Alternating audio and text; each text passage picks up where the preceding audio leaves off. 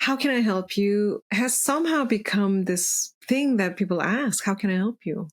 And there are some other things that I when I hear, it's like I cringe. It's like, why would you say that?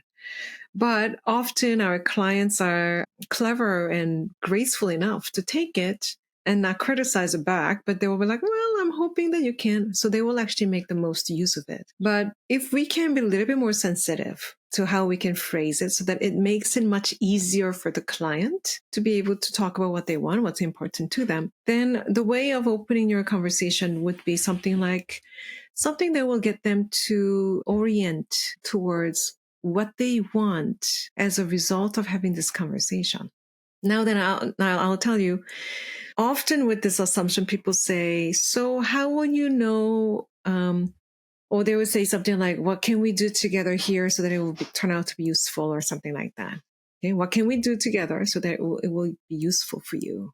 Or, by the end of this session, how will you know that this was a useful session for you? Now, that's not the future, because by the end of this session, I am still in the picture.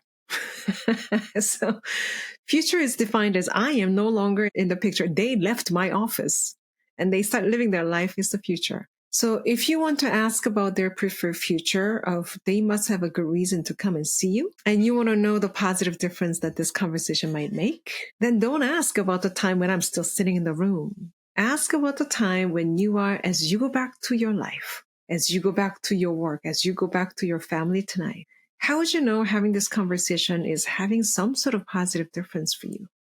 Now, the timeline is slightly more shifted to the client's future rather than our time together. Because then I really need the client to take all the credit for the positive differences they are part of creating.